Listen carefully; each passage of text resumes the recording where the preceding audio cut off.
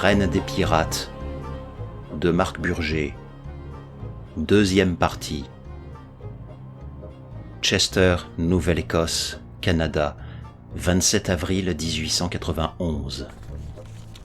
Lettre de Timothy G. Washington, condamné à mort pour meurtre avec préméditation à l'intention d'Audrey W. Jones. Cher Audrey, par cette lettre que je vous envoie, je souhaite clamer haut et fort mon innocence.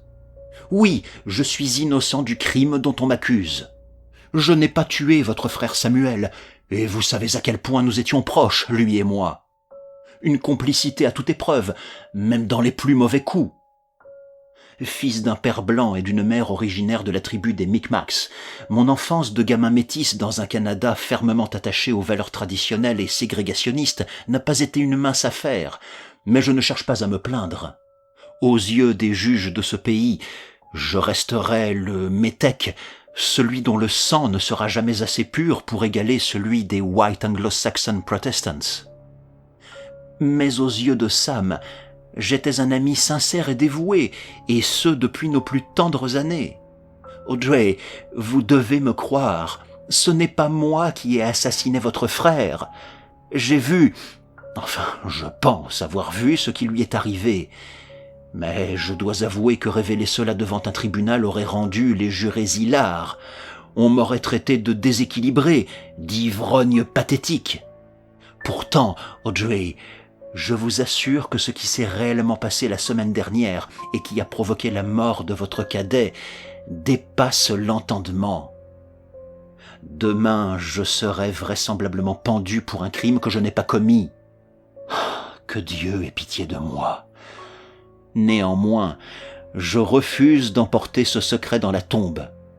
C'est donc tout naturellement à vous, la personne la plus légitime pour l'entendre, que je le révélerai. Par respect pour vous et pour la mémoire de Samuel.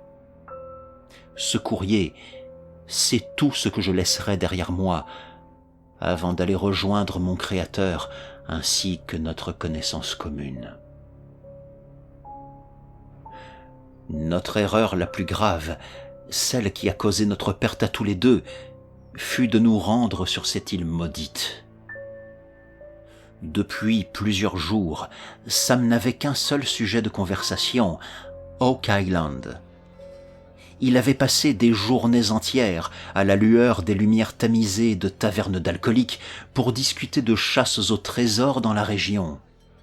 Et l'île aux chênes revenait dans toutes les bouches, mais personne n'osait s'y rendre. Pourquoi Oak Island, me direz-vous ? On racontait qu'une infâme capitaine pirate, une Irlandaise intrépide et farouche du nom de Catherine Glynn, y avait enterré un larcin dont la valeur dépassait tous les butins de tous les flibustiers depuis que des navires flottent sur l'eau. J'observais souvent Sam en proie à de profondes réflexions. Qu'y avait-il là-bas, se demandait-il. Qu'est-ce qui pouvait autant faire peur à de vieux loups de mer, ayant bravé les tempêtes et le scorbut, fiers de leurs nombreuses années d'expérience sur l'Atlantique ? Je le connaissais par cœur, et voyais bien dans son regard malicieux qu'une idée germait peu à peu entre ses méninges. Un jour, il m'affirma de but en blanc qu'il avait loué un sloop craquant de la proue à la poupe pour s'y rendre, en faisant fi de toutes les mises en garde. Moi-même, cette expédition me faisait froid dans le dos. En y songeant, je ne pouvais m'empêcher de ressentir quelque chose de malsain, une aversion spontanée, la menace d'une admonition du destin, si nous prenions la décision d'aller fouiller cette île damnée. Si seulement je m'étais écouté à ce moment-là. Mais votre frère était quelqu'un de très persuasif et d'obstiné. Il me fit miroiter monts et merveilles, trésors fabuleux et étincelants, à faire pâlir Midas et Crésus. Avant de m'engager pour de bon, je souhaitais tout de même avoir un peu plus d'informations sur ce supposé butin. Qu'est-ce que tu espères trouver là-bas exactement ? Le trésor d'une excitée qui a fait couler de misérables bateaux de pêche pendant 2 ans ? Je me suis un peu renseigné sur cette Catherine Glynn. Les manuels d'histoire que j'ai pu emprunter à la bibliothèque ne révèlent que très peu de choses. C'est à croire qu'elle n'a pas laissé une trace indélébile. Mon pauvre Tim, heureusement que tu ne pratiques pas le métier de journaliste. Tu n'accordes pas assez d'importance aux sources. Notre histoire a été écrite par des hommes depuis que nous marchons sur deux pattes. L'histoire est écrite par les vainqueurs, les dominants. Si Vercingétorix avait pu rédiger La guerre des Gaules, crois-tu que le son de cloche aurait été le même ? Glynn a été une redoutable boucanière, si impressionnante que les pirates, pourtant misogynes convaincus, l'appelaient avec respect leur sœur de la côte. À la tête d'une armada de plus de 15 frégates et de 25 brigantins, elle a bombardé l'arrogante Charlestown, aurait fait assassiner le gouverneur avant de s'évaporer dans les brumes matinales le lendemain. Ensuite, on raconte qu'elle a pillé plusieurs positions dans les Caraïbes, Santo Domingo, Ocorios, Rio Nuevo. Tous ces noms exotiques qui résonnent en moi tels de douces mélodies lointaines et qui riment avec galions, diamants et rubis. Mais certaines sources affirment que ce foutu trésor serait bien au-dessus de tout cela. Que veux-tu dire ? Que nous ne sommes pas en train de parler de simples rapines, mais bien de quelque chose de si précieux qu'il aurait fallu des dizaines de matelots et de jours de travail pour l'enfouir à 1000 pieds sous terre. À côté, les orfèvreries des Incas et des Aztèques réunis ne seraient que des pacotilles. Tu as toujours exagéré les chiffres que tu avances. Et ce fameux trésor, qu'est-ce donc, selon tes prétendues sources ? Certains parlent de l'Arche d'Alliance, d'autres avancent même qu'un tombeau sacré serait enterré au fond d'une crypte. Oui, Tim, tu m'as bien entendu. Le cercueil de Jésus-Christ en personne, ou de Marie-Madeleine, voire même des deux. Glynn se serait procuré pareille relique ? C'est difficile à croire. On ne peut croire que ce que l'on voit ou ce que l'on a vu, mon ami. Tant que je n'aurai pas dégagé cette foutue terre, j'aurai toujours ce satané doute qui m'obsède. Glynn n'est pas mentionnée dans tes manuels d'histoire bourgeois, tout simplement parce qu'elle était une femme, une demoiselle libre comme l'air, ayant castré bien des hommes qui auraient voulu lui faire la peau. Hélas, à partir de 1720, on ne trouve plus aucune trace d'elle dans les manuscrits relatant la piraterie. On pense qu'elle a été arrêtée, jugée puis pendue pour l'exemple, comme tous ceux de sa profession. Si tu veux mon avis, les racontards qui te servent de source ne sont que des superstitions de bonnes femmes, des rumeurs de vieilles paysannes. Je crains l'insuccès, mais je sais que ce mot ne fera jamais partie de ton vocabulaire de bourricot entêté. Nous partîmes donc le lendemain de bon matin, à l'heure où l'affaissement de la nuit rend l'horizon pâle et insipide. Lorsque nous embarquâmes à bord du sloop, l'astre solaire pointait le bout de son nez. Le rivage était alors paisible, baigné de lumière et de langueurs océanes. Sam, quant à lui, révélait l'enthousiasme d'un enfant dans un magasin de bonbons. Il avait pensé à embarquer quelques cartes, un compas et une longue-vue. Nous avions souvent pris la mer ensemble pour pêcher mérous et haddock. Votre frère me considérait comme son maître pilote, celui qui connaissait les points de mouillage, et ceux qui nous concernaient près de l'île aux Chênes étaient approximativement tracés d'une croix rouge sur ces parchemins jaunâtres dévorés par les mythes et le temps. Nous avions une forte bise dans le dos et devions en profiter rapidement, d'autant plus que notre bâtiment était taillé pour la course. Et puis, alors que j'étais à la barre depuis environ 1 heure pour maintenir notre cap, je sentis un vent plus frais, puis glacial, traverser nos voiles et parcourir mon corps pourtant bien bâti. Les éléments changèrent peu à peu. Le soleil se voila derrière des cumulus sévères et inquiétants, rappelant ces éclipses que l'on ne voit qu'une fois dans le millénaire. Des rides légères, se transformant en ondes affolées, se répandirent à la surface, et les flots parurent prendre une teinte beaucoup plus sombre, comme si les profondeurs étaient soudain devenues abyssales, alors que nous n'étions encore qu'à quelques miles des côtes. Le rivage, qui jusqu'alors avait pris ses couleurs matinales souriantes et chatoyantes, parut subitement inamical et mal intentionné. Pourtant, notre route se déroulait sans encombre, le vent était de notre côté, et la visibilité plutôt bonne. C'était comme si la mer, omnisciente et capable de voir l'avenir, avait voulu nous lancer un avertissement, un frisson pessimiste sur ces vagues, pour nous alerter, nous annoncer qu'il était encore temps de faire demi-tour avant l'inévitable destinée. Me revinrent alors toutes ces légendes que j'avais entendues sur Oak Island depuis mon enfance. On racontait que du temps où les Indiens y vivaient, des tribus cannibales y avaient pratiqué les rites les plus occultes, barbares et bestiaux, avant d'enterrer sommairement ce qui restait des cadavres mutilés, après s'être copieusement repus. En ce qui me concernait, j'étais persuadé que les Iroquois, réputés raisonnables et magnanimes, ne se comportaient jamais de la sorte. Puis, lorsqu'Éric le Rouge et ses sbires, venus des fjords inhospitaliers de Norvège et du Danemark, longèrent les côtes d'Amérique du Nord avec leurs horribles dracars, ils y auraient abandonné leurs prisonniers, leur laissant le choix d'agoniser ou de se dévorer les uns les autres. Et enfin, la rumeur la plus répandue était que des sorcières rescapées du procès de Salem étaient venues y trouver refuge, pratiquant ainsi les spiritismes cérémoniaux les plus noirs, maudissant quiconque oserait s'approcher de l'île.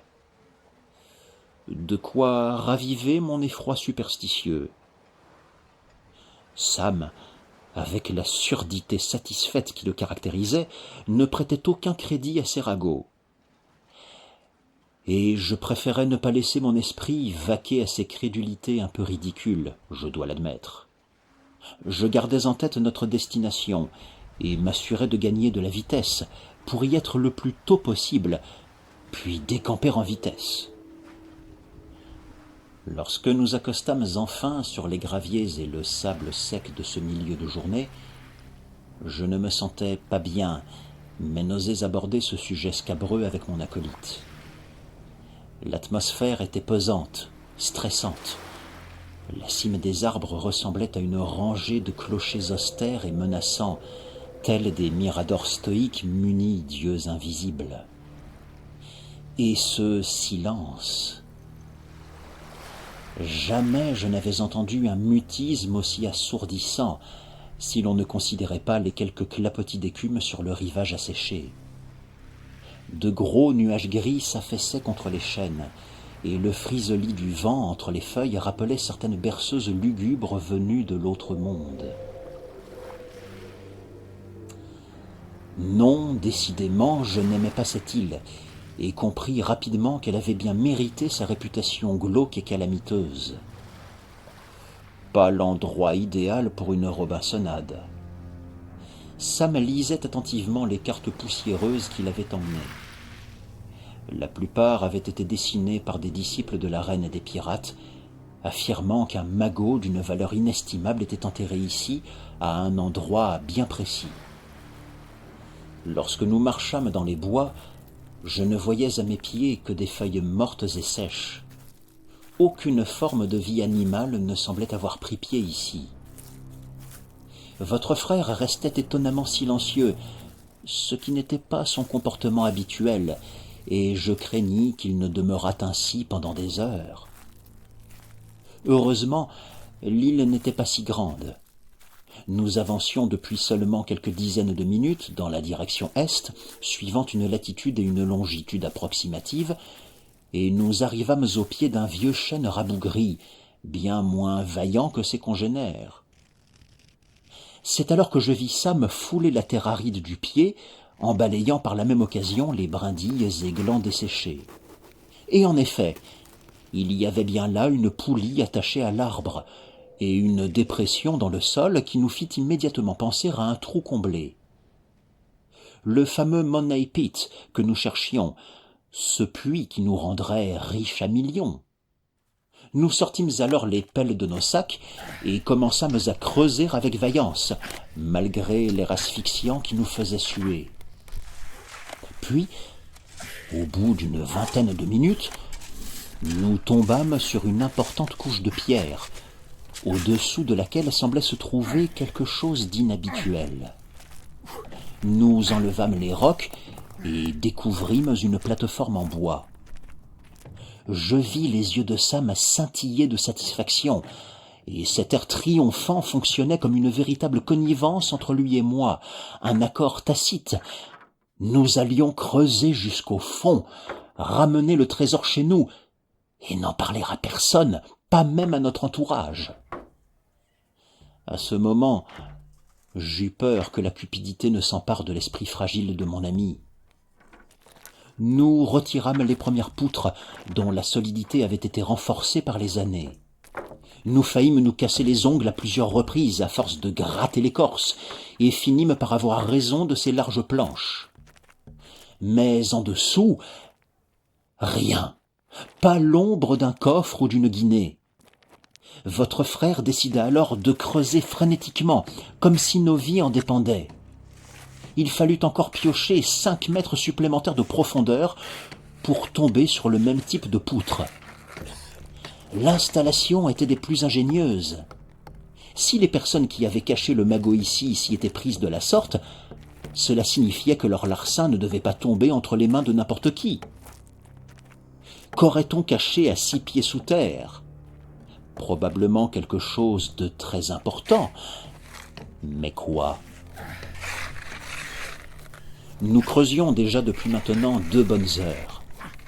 La paroi était devenue plus large, et Sam et moi avions la place pour travailler ensemble, dos à dos, dans une galerie dont l'air devenait de plus en plus moite, fiévreux et détrempé. Telles d'infatigables taupes creuseuses de galeries souterraines, nous arrivâmes avec peine à 10 mètres de profondeur. Là encore, nous retombâmes sur une succession de poutres, et Sam bouillonnait de rage. Il en avait assez d'être nargué par cette succession d'installations en bois qui le séparaient des richesses de toute une vie. Autre détail étrange.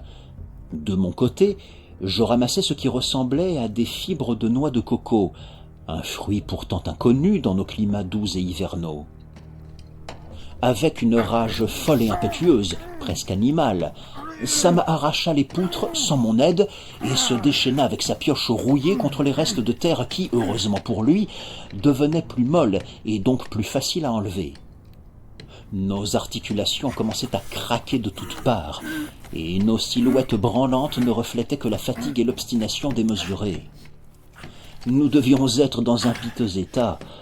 Nos genoux chancelaient, notre respiration se faisait de plus en plus rare, et nos muscles faiblissaient à vue d'œil. 2 heures et demie plus tard, nous étions arrivés, avec la frénésie qui nous restait, à 40 mètres de profondeur. Oui, 40 mètres. Je n'avais jamais autant creusé de ma vie. Et c'est là que l'impensable se produisit. De fins jets d'eau jaillirent de la paroi et nous aspergèrent violemment. Et c'est en y goûtant à notre insu que nous réalisâmes qu'il s'agissait d'eau salée. Pourtant, nous n'étions pas sur la plage, ce qui voulait dire que cette galerie était reliée par je ne sais quel habile mécanisme à l'océan. Ces quelques gouttes de flotte ne représentaient pas un réel danger pour le moment, mais elles risquaient d'entraver grandement notre expédition, en broyant notre vision et en irritant davantage nos blessures béantes. Sans compter que le trou se remplissait, lentement mais sûrement. Je proposai alors à Sam d'aller chercher des jarres et des pots en terre cuite que nous avions emmenés avec nous, en espérant y ranger le butin, pour boucher les trous d'où l'eau jaillissait. En contemplant l'abîme que nous avions creusé, ce tunnel interminable qui pourrait devenir notre sépulture mortuaire, j'imaginais le pire. Allions-nous finir enterrés vivants, coupables d'avarice et de convoitise ? Je dus remonter 40 mètres éprouvants et arrivai enfin à la surface. Le ciel était devenu gris, louche et déroutant, tandis qu'au loin, des vagues de plus en plus hautes et fougueuses venaient frapper le rivage avec révolte. À ce moment précis, Audrey, j'aurais donné n'importe quoi pour faire demi-tour. De mon point de vue, Sam ressemblait à une minuscule fourmi ouvrière, opiniâtre et cabocharde. Soudain, il s'adressa à moi. « Passe-moi plutôt la lampe à huile, Tim. J'ai vu quelque chose. »« Que veux-tu dire ?»« Passe-moi la lampe à huile et manie-toi, bon Dieu. Je te dis que je vois quelque chose qui brille, là, au fond. J'ai juste besoin de m'éclairer pour forer à un endroit précis. Passe-moi cette foutue lampe.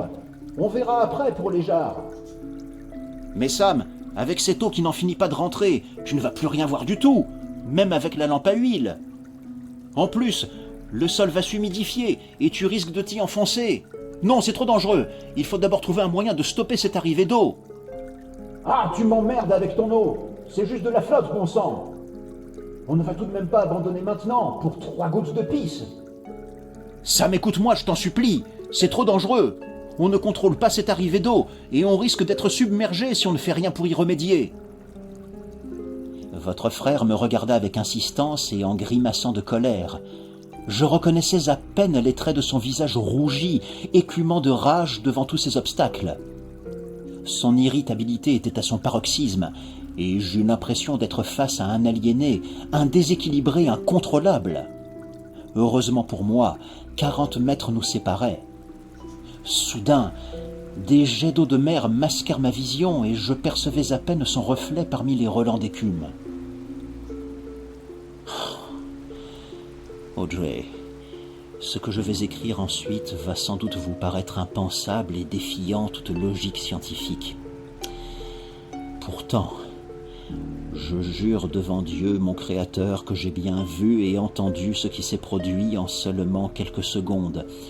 Cet événement paranormal après lequel le corps de votre cadet disparut dans la nature.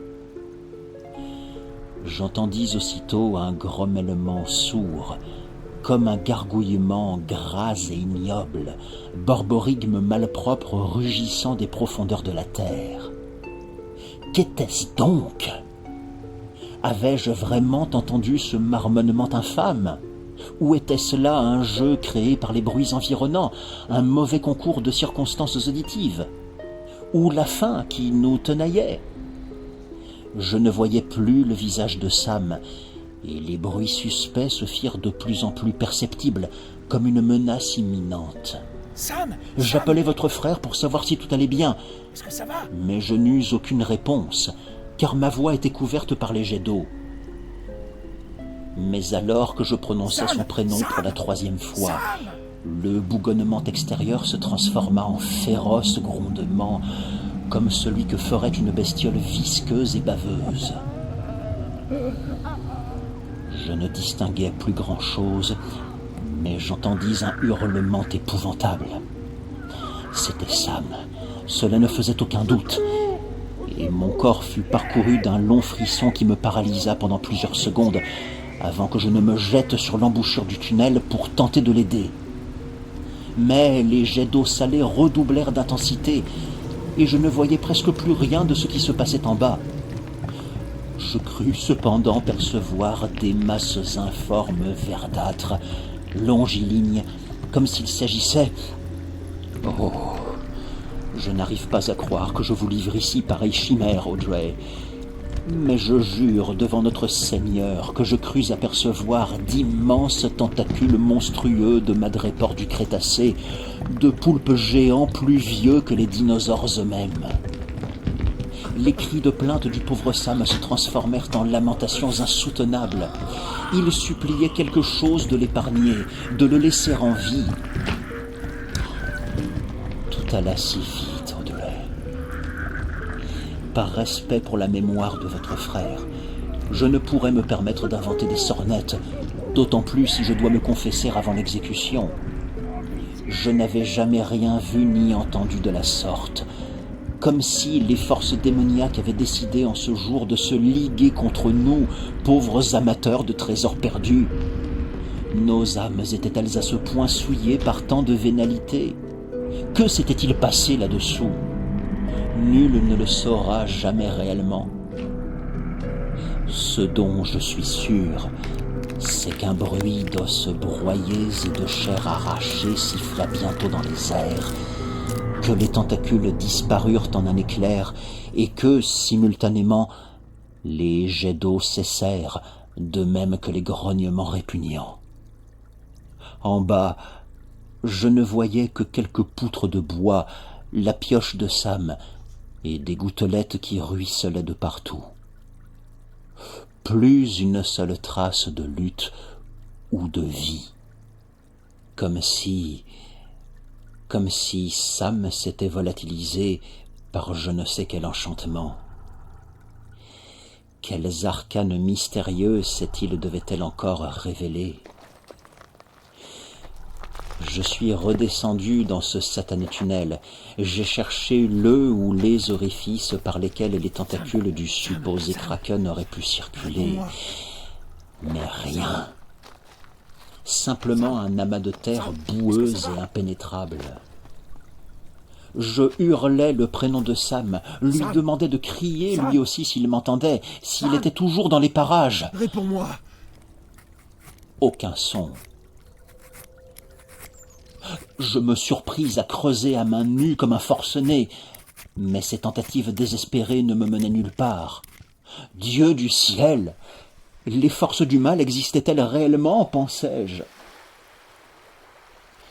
En revenant sur la côte, j'ai bien tenté d'alerter les autorités.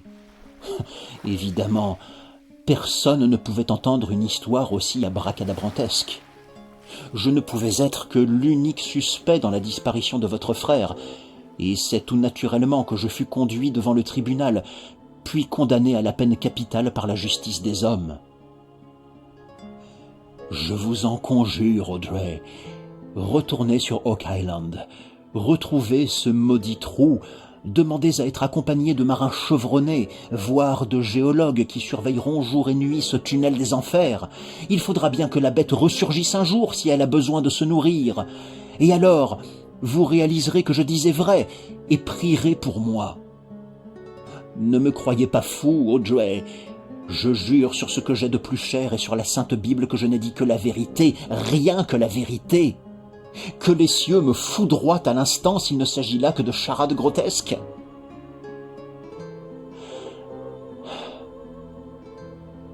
Demain, j'irai tout droit à ma mort, et je saurai affronter mon destin.